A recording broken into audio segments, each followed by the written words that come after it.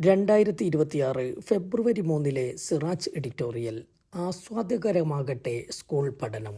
School വിദ്യാർത്ഥികൾക്ക്, വിശിഷ്യ SSLC ക്ലാസുകാർക്ക് ആശ്വാസമേകുന്നതാണ് സ്കൂളിലെ പഠനഭാരം കുറയ്ക്കുമെന്ന വിദ്യാഭ്യാസ മന്ത്രി വി ശിവൻകുട്ടിയുടെ പ്രഖ്യാപനം.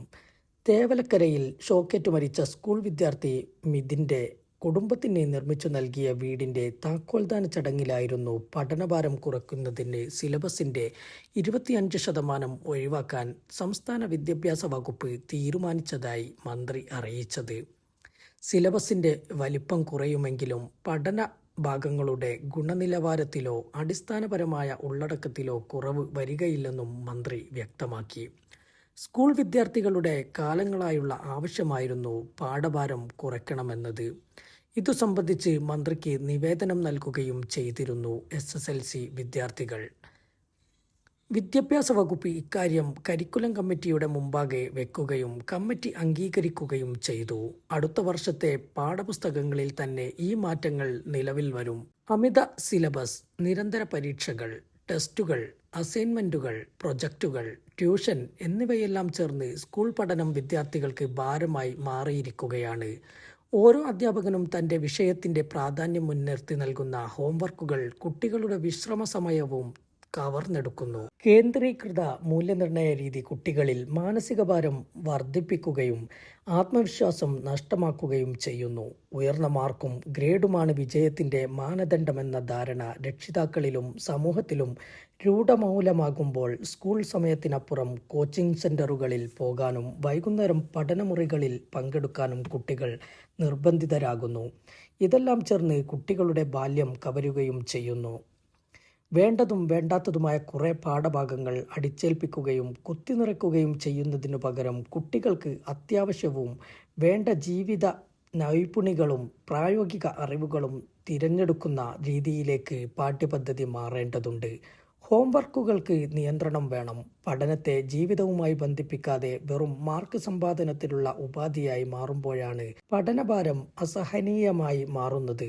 സ്കൂൾ വിട്ട് വീട്ടിലെത്തിയാൽ കുട്ടികൾക്ക് കളിക്കാനും കുടുംബത്തോടൊപ്പം സമയം ചെലവഴിക്കാനും അവസരം ലഭിക്കണം. ഒരേ വിഷയത്തിൽ ഒന്നിലധികം പാഠപുസ്തകങ്ങളും പാഠഭാഗങ്ങളിലെ ആവർത്തനങ്ങളും ഒഴിവാക്കൽ, പ്രയോജനരഹിതമായ ഉള്ളടക്കം പുനഃക്രമീകരിക്കൽ, ടേം അടിസ്ഥാനത്തിലുള്ള പുസ്തക വിഭജനം, ഡിജിറ്റൽ പാഠപുസ്തകങ്ങൾ, ലേണിംഗ് സംവിധാനങ്ങൾ, വർഷാവസാന പരീക്ഷയുടെ അമിത പ്രാധാന്യം കുറച്ച് തുടർച്ചയായുള്ള സമഗ്ര മൂല്യനിർണ്ണയ രീതി നടപ്പാക്കൽ, ഹോംവർക്കുകൾ നിയന്ത്രിക്കൽ തുടങ്ങിയവയാണ് പഠനഭാരം കുറയ്ക്കുന്നതിന് കരിക്കുലം കമ്മിറ്റി കണ്ടെത്തിയ മാർഗങ്ങളെന്നാണ് വിവരം. പഠനഭാരം കുറയ്ക്കുന്നതോടൊപ്പം സ്കൂൾ ബാഗുകളുടെ ഭാരം കുറയ്ക്കാനും അതുവഴി കുട്ടികളുടെ മാനസിക ശാരീരിക സംരക്ഷണത്തിനും സഹായകമാണ് ഈ നിർദ്ദേശങ്ങൾ. മാസത്തിൽ 1-2 ദിവസം ഭാഗ്യല്ലാ ദിനങ്ങളായി മാറ്റുന്നതും കുട്ടികൾക്ക് സ്കൂളിനോടുള്ള താൽപ്പര്യം വർദ്ധിപ്പിക്കാൻ സഹായകമാകും. ഈ ദിവസങ്ങളിൽ തൊഴിൽ പരിശീലനം, സാമൂഹിക സേവനം, ഫീൽഡ് ട്രിപ്പുകൾ തുടങ്ങിയ കാര്യങ്ങൾ പരിഗണിക്കാവുന്നതാണ്. പാഠഭാരം കുറയ്ക്കുന്നതിലും പഠനം ആസ്വാദ്യകരമായി മാറ്റുന്നതിലും അധ്യാപകരുടെ സമീപനത്തിൽ കൂടി മാറ്റം അനിവാര്യമാണ്. മുൻപ് അധ്യാപകർ മാത്രമായിരുന്നു അറിവിൻ്റെ സ്രോതസ്സെങ്കിൽ ഇന്ന് ഇൻ്റർനെറ്റ് വഴി വിവരങ്ങൾ വിരൽത്തുമ്പിലുണ്ട്.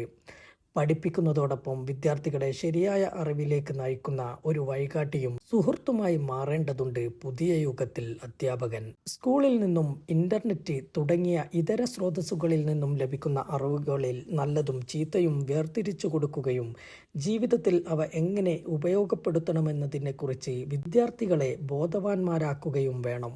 പാഠപുസ്തകങ്ങളിലെ അറിവുകൾക്കപ്പുറം സാമൂഹിക പ്രതിബദ്ധത, പരസ്പര ബഹുമാനം, സഹജീവി സ്നേഹം തുടങ്ങിയ മൂല്യങ്ങൾ കുട്ടികളിലേക്ക് പകരുന്നത് അധ്യാപകന്റെ പെരുമാറ്റത്തിലൂടെയും ഇടപെടലിലൂടെയുമാണ്. പഠനത്തെ ചൊല്ലി വിദ്യാർത്ഥികളെ സമ്മർദ്ദത്തിലാക്കുന്ന രക്ഷിതാക്കളുടെ നിലപാടിലും മാറ്റം വരണം.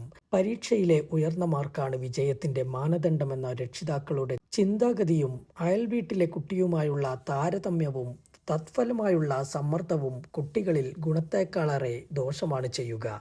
പഠനത്തിൽ പിന്നിലാകുന്ന കുട്ടികളെ പരാജിതരായി കാണുന്ന സമീപനം മാറ്റുക കൂടി ചെയ്തെങ്കിലേ പഠനഭാരക്കുറവ് എന്ന ലക്ഷ്യം യാഥാർത്ഥ്യമാകുകയുള്ളൂ.